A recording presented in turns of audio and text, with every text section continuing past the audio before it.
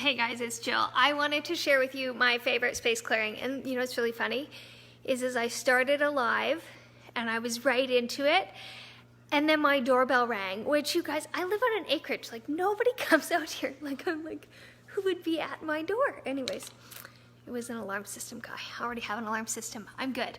So we're doing this again. So what I want to tell you is this is one of my favorite ways to clear stuck energy, to get the energy flowing. I'm feeling right now that the energy is a little bit stagnant in my house. My personal energy is a little bit low. And so I'll use this as a way to increase the energy in the house, which will help me increase my personal energy as well. Couple things. You don't want to use this fire and earth space clearing if you have water sprinklers, because there's fire, and let's not have that as an issue. Be careful around kids or your pets, right? So do it so you have an eye on it, because it's going to take anywhere between 12 to 15 minutes for the fire to burn out. I'm doing mine right now when my girls aren't at home, but yeah, just be kind of aware of when you're doing it. Also remember that the reason why we get the energy flowing is that energy tends to stick to things, right? So somebody's been sick and there's, you know, the energy of sickness in the house. Maybe there's been a fight, maybe there's been some tension. All of that energy doesn't always have a way to move itself out of your space. And so a fire and earth space clearing helps you do that. The other thing that helps you do that is essential oils. They're a beautiful way.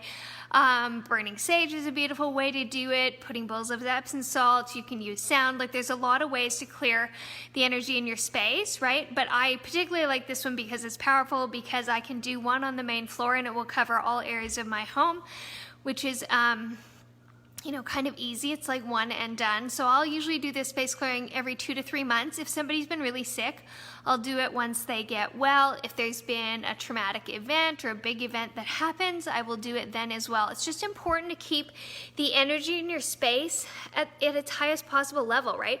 I learned this space clearing when I began to Feng Shui, because Feng Shui is all about getting the energy moving, and you need to clean up the stagnant energy, right? You want to get a good positive energy flow, but if there's stagnant energy already happening, you can't make that flow happen. So space clearing is something we do in addition to Feng Shui. So I'm going to show you what I do for the space clearing. If you have any questions, be sure to ask them below. Put hashtag replay if you're watching the replay. Hit like if you're watching. It just means more people in the feed can see the video. And I'm going to flip this around so you can see what I have here. So safety precautions are key, so please don't skip this step. You need a bowl or a Pyrex dish or a cookie sheet or something in it with water, okay?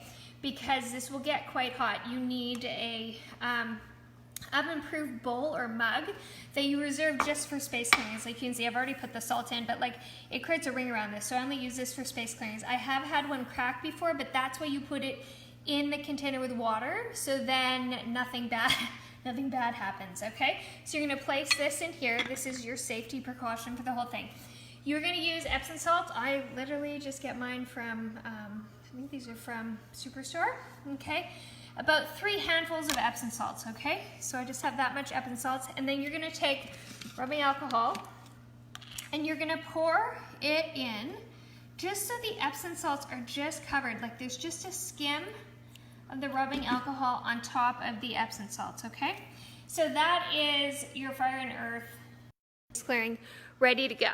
Here is the next most important step beyond having all of the things you need for it, is you need to set an intention for your clearing, and you want to write it down. And so you want to intend to attract something into your life. You want to focus on what you want to create with the shift in energy in your home. So a lot of times I keep it kind of global, and I'm just like, I want to attract health, wealth, and happiness into our home, or I want to attract a positive energy into our space so that my business can expand, or our health can increase, or our relationships can flourish, or whatever it is. So you may have something really specific that you want to attract into your space, or just kind of a more global intention. You want to write that down, okay, because we commit to it when we write it down. And then when you light this baby on fire, you want to think about that, right?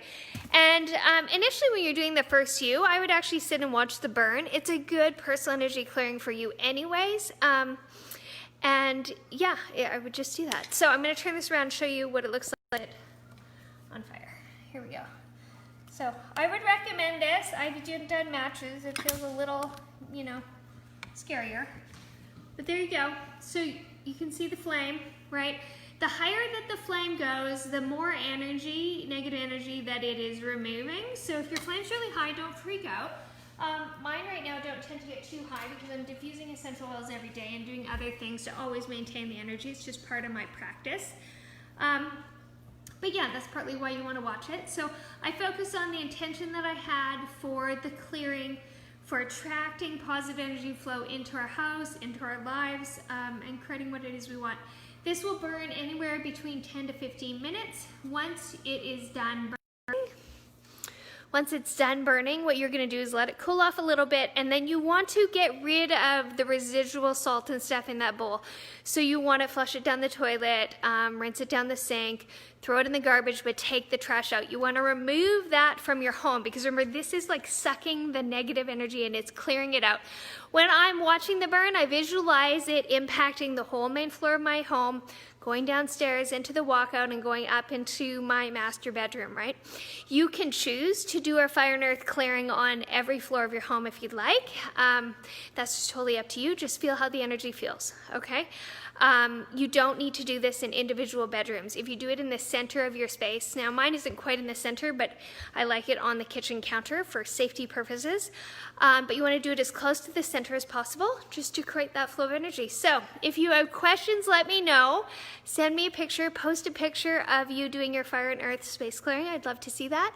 And yeah, let's get the energy flowing in our home so we can get the energy flowing in our life so we can continue to create more of what it is we truly want. If you are loving things like space clearing, things like energy, I highly recommend you take my Feng Shui online program, because I teach a bunch of space clearings in there in addition to all the Feng Shui things that you can do, tools and techniques in your space to create more of what you want, to use energy to your advantage. So it's GilletteAA.com.